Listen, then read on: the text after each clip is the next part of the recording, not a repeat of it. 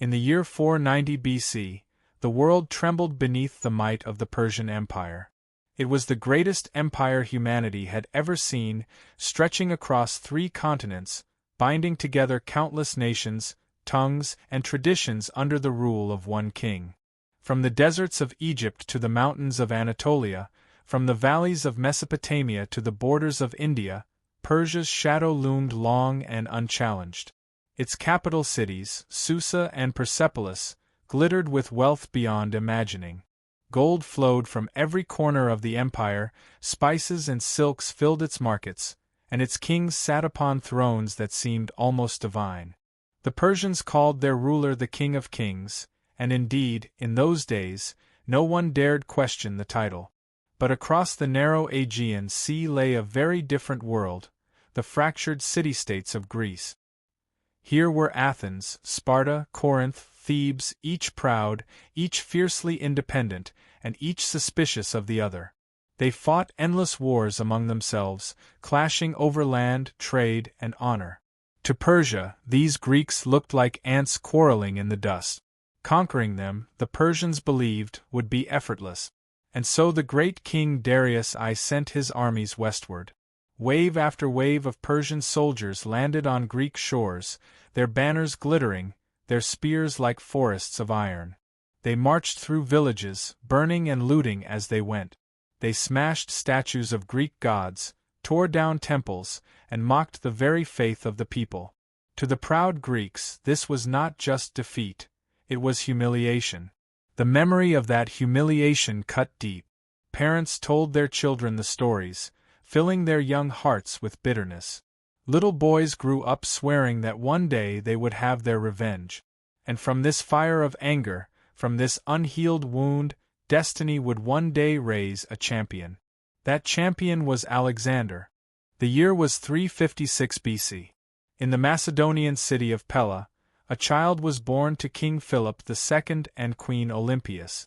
From the moment of his birth, his life was wrapped in omens and mysteries. On the very night Alexander entered the world, the great temple of Artemis at Ephesus, one of the wonders of the ancient world, caught fire. To the superstitious Greeks, this was no accident. It was a sign that something world-shaking had occurred. The goddess of the hunt had turned her attention elsewhere, for a new force had come into being, a boy destined to change history. His mother Olympias was a woman of fierce pride and deep spirituality. She belonged to a cult of Dionysus and often spoke of visions and divine dreams. She told her son that his real father was not Philip, but Zeus himself, king of the gods. Whether she believed this fully or used it to elevate her son's spirit, it left a mark on Alexander. From his earliest years, he believed he was no ordinary mortal. His father Philip was equally extraordinary. Once a hostage in Thebes, he had studied Greek military tactics closely. When he became king, he transformed Macedonia's rough farmers into a disciplined army, introducing the phalanx formation, long spears, tight ranks moving as one. With this, Philip began conquering Greece piece by piece, uniting the land under his rule. His dream was clear: to lead a united Greece in a grand invasion of Persia, to avenge the old humiliation. It was into this world of ambition and destiny that Alexander was born. Philip knew that to prepare his son for greatness, military training was not enough. He needed wisdom, philosophy, and culture. So he hired the greatest teacher alive, Aristotle. In a quiet sanctuary in Mysa, Alexander and a few noble boys studied under the philosopher. Aristotle taught them science, medicine, politics, rhetoric, and philosophy. He explained the nature of the world, the movements of the stars, the laws of logic. But perhaps his most powerful gift was instilling in Alexander a hunger for knowledge and a respect for cultures. It was Aristotle who introduced Alexander to Homer's Iliad. The story of Achilles, the warrior of Troy, captivated the young prince. Alexander saw in Achilles not just a hero, but a reflection of what he himself might become. He carried a copy of the Iliad with him on every campaign, keeping it beneath his pillow as though it were both shield and prophecy. Aristotle also gave Alexander a vision of leadership. Conquest by force was easy, he said, but true kingship required more. A ruler must win the loyalty of his people not just with swords, but with respect for their gods and customs.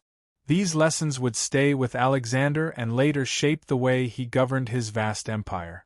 One day, when Alexander was only 10 years old, a great horse was brought before his father. The animal was massive, black as night, and utterly untamable. It reared and kicked, throwing every rider who dared climb onto its back. The courtiers laughed, saying the horse was worthless. But Alexander stepped forward. He had noticed something others had not. The horse was terrified of its own shadow. With calm confidence, he turned the animal toward the sun so that its shadow fell behind it. He stroked its mane, whispered soothing words, and then vaulted onto its back. To everyone's astonishment, the horse obeyed. He rode it across the field as if they had been partners for years. King Philip, watching in amazement, declared, "My son, you must find a kingdom big enough for your ambitions. Macedonia is too small for you." The horse, named Bucephalus, would remain Alexander's companion for decades, carrying him through countless battles. Their bond became legendary, a symbol of trust between man and beast. By 16, Alexander was already proving himself. While Philip campaigned elsewhere, he left Alexander to govern Macedonia. When a Thracian tribe rebelled, Alexander acted swiftly. He marched on them, crushed the revolt, and founded a new city on their land.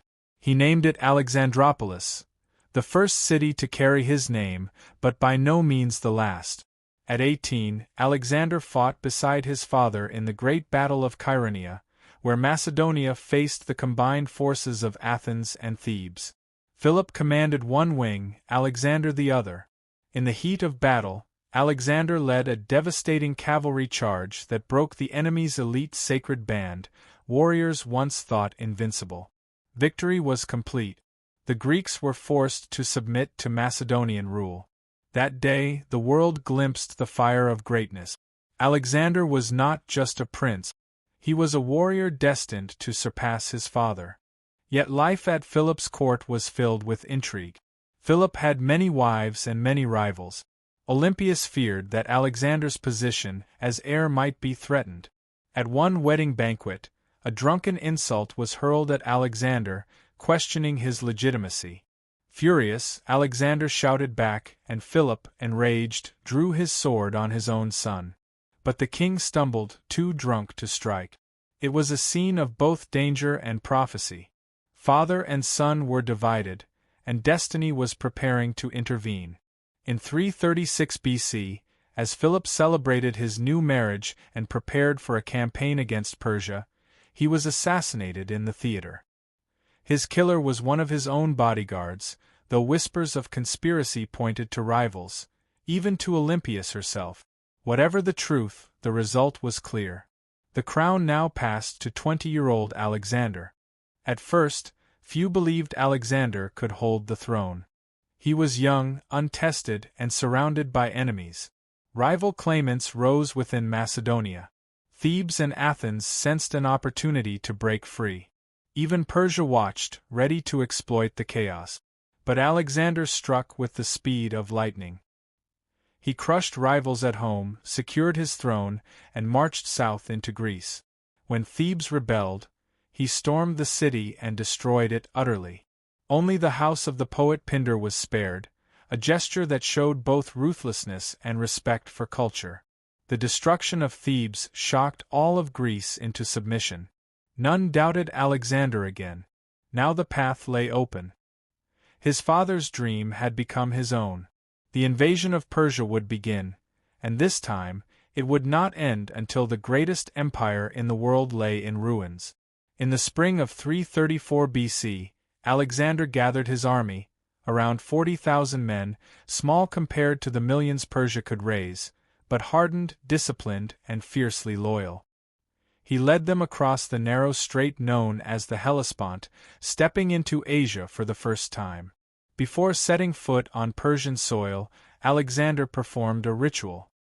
He hurled his spear into the land and declared, "I take this land, not as a gift, but by right of conquest." It was the beginning of a campaign that would shake the world.